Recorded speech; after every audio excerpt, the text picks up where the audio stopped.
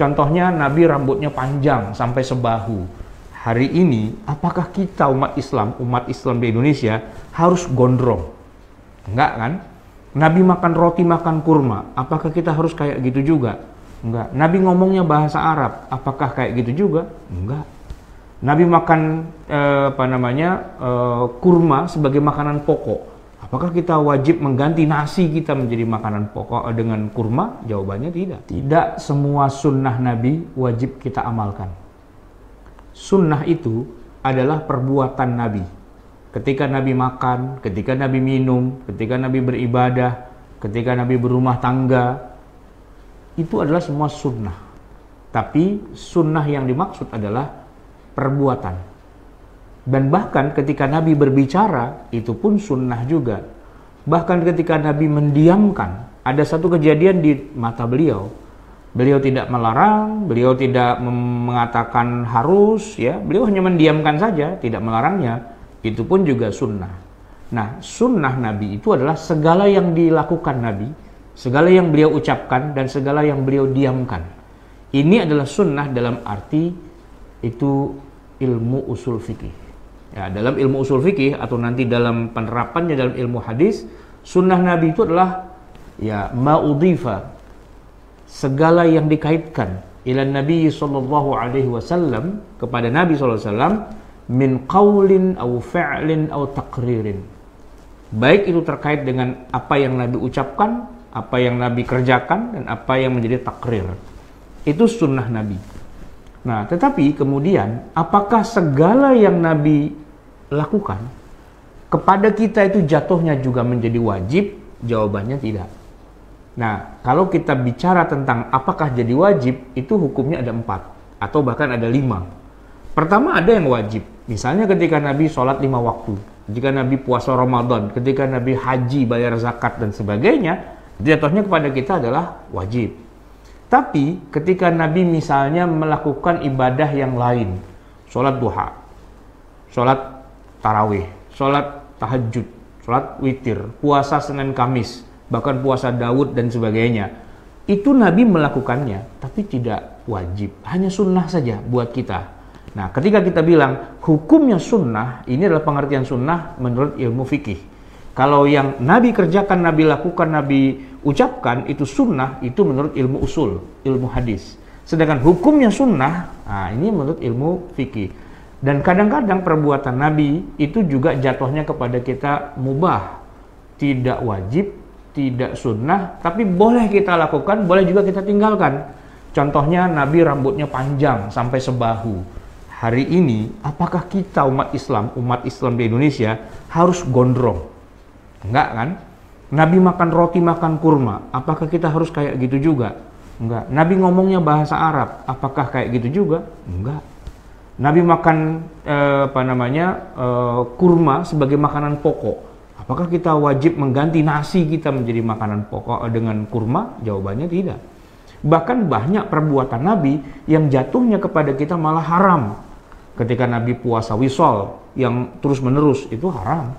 Ketika Nabi menikah dengan salah satu ummahatul mukminin, yaitu Sayyidatina Zainab, ya, itu pernikahannya tanpa wali, tanpa saksi, begitu saja tiba-tiba langsung zawwajnakaha, di dalam Al-Quran disebutkan begitu, ya sudah langsung mereka jadi suami istri. Nah, itu tidak boleh kita jadikan sebagai sunnah dalam arti kita lakukan. Katanya kan semua perbuatan Nabi harus kita ikuti, ternyata ada juga yang haram hukumnya.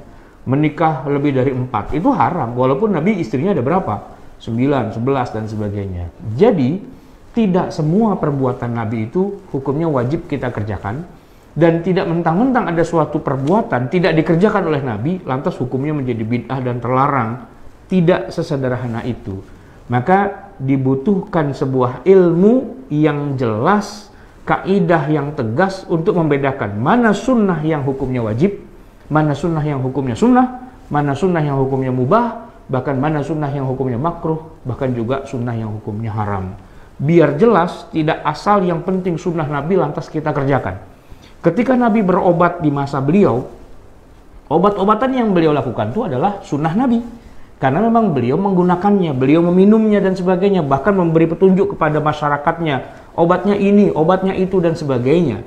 Tapi yang jadi pertanyaan adalah, kita sebagai umatnya yang terpaut jarak 14 abad lamanya, apakah kita wajib berobat dengan obat yang dipakai oleh Nabi saat itu?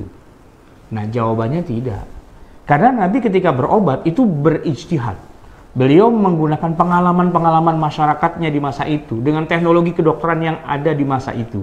Tidak berdasarkan wahyu, apalagi kemudian dikatakan Nabi turun ke muka bumi bawa wahyu khusus untuk masalah pengobatan.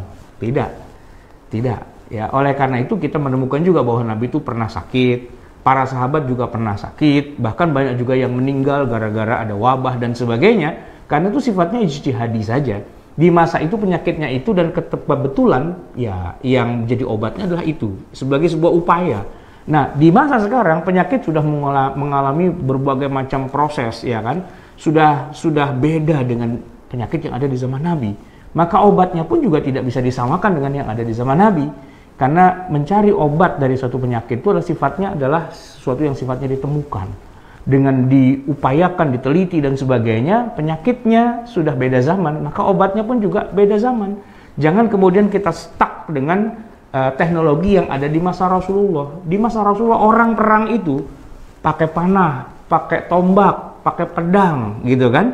Tapi kemudian teknologi berkembang. Orang sekarang perang dengan senjata otomatis, dengan ranjau, dengan granat, dengan misil, dengan pesawat terbang, dengan tank, dengan berbagai macam peralatan modern. Lalu kok kita perang masih menggunakan panah, bahkan tombak dan sebagainya, tidak sesuai. Oke lah, katanya kalau sudah perang dunia ketiga lewat, perang dunia keempat orang akan kembali lagi perang dengan tongkat. Iya, musuhnya pakai tongkat, kita pakai tongkat, kan begitu kan?